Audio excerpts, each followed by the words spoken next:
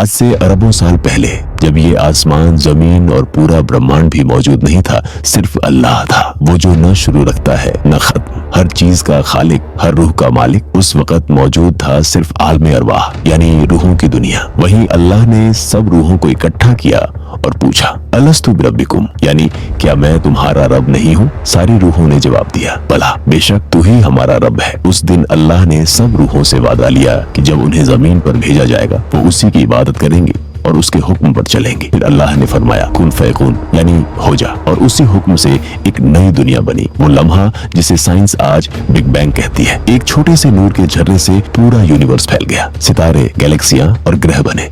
इन्हीं में से एक था प्लैनेट अर्थ, जहां इंसानियत की कहानी शुरू होनी थी। इस जमीन पर पहले ज्वालामुखी, पहाड़ और समुंदर बने। फिर अल्लाह ने अलग अलग मखलूकात पैदा की, जानवर, पक्षी, समुद्री जीव और यहाँ तक कि डायनासोर। हजारों साल तक वो इस जमीन पर रहे। फिर एक वक्त आया जब वो सब खत्म हो गए। साइंस कहती है कि एक बड़ा एस्टेरॉइड अर्थ से टकराया, जहाँ आज मैक्सिको सिटी मौजूद है। लेकिन असल वजह वही जानता है जिसने सब बनाया, अल्लाह। फिर अल्लाह ने फरिश्तों से फरमाया, मैं जमीन पर अपना एक खलीफा बनाने वाला हूँ। फरिश्ते हैरान हुए और बोले, ऐ हमारे रब, क्या तू ऐसे को बनाएगा जो जमीन पर फसाद करेगा और खून बहाएगा, जबकि हम तेरी तस्बीह और पाकी बयान करते हैं। अल्लाह ने फरमाया, मैं वो जानता हूँ जो तुम नहीं जानते। फिर अल्लाह ने जमीन की मिट्टी से हजरत आदम अलैहिस्सलाम का जिस्म बनाया। वो मिट्टी अलग अलग जगहों से ली गई थी, काली, लाल, सफेद और भूरी। इसीलिए इंसानों के रंग और मिजाज भी अलग अलग बने। कुरान में आता है, अल्लाह ने इंसान को सूखी मिट्टी से बनाया जो आवाज करने वाली थी। फरिश्ते उस जिस्म को देख रहे थे। इब्लीस, शैतान भी पास आया और कहने लगा, ये तो हॉलो है, मैं इससे बेहतर हूँ। लेकिन अल्लाह जानता था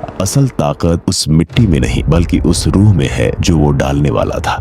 फिर अल्लाह ने फरमाया, मैं इसमें अपनी रूह फूंकने वाला हूँ। और जैसे ही रूह डाली गई, आदम अलैहिस्सलाम जिंदा हो उठे। फिर अल्लाह ने आदम अलैहिस्सलाम को हर चीज का इल्म सिखाया। फरिश्तों से फरमाया, अगर तुम सच्चे हो तो बताओ इन चीजों के नाम। फरिश्तों ने अर्ज किया, हमें उतना ही इल्म है जितना तूने सिखाया है। फिर अल्लाह ने कहा, ऐ आदम, तुम बताओ इनके नाम। और जब आदम ने सब नाम बता दिए, अल्लाह ने फरिश्तों से फरमाया, क्या मैंने नहीं कहा था कि मैं वो जानता हूँ जो तुम नहीं जानते? फिर अल्लाह ने फरमाया, आदम को सजदा करो। सारे फरिश्ते सजदा में गिर पड़े सिवाय इब्लीस, शैतान के। अल्लाह ने पूछा, ए इब्लीस, तूने सजदा क्यों नहीं किया? इब्लीस ने कहा, मैं उससे बेहतर हूँ। तूने मुझे आग से बनाया और उसे मिट्टी से। अल्लाह ने फरमाया, तो निकल जा, तू मरदूद है और कयामत तक तुझ पर लानत रहेगी। इब्लीस ने कहा, ऐ मेरे रब, मुझे कयामत तक मोहलत दे। अल्लाह ने कहा, तुझे मोहलत दी गई। इब्लीस बोला, मैं तेरे बंदों को तेरे रास्ते से भटकाऊंगा। अल्लाह ने फरमाया, मेरे सच्चे बंदों पर तेरा कोई जोर नहीं चलेगा। अल्लाह ने आदम अलैहिस्सलाम को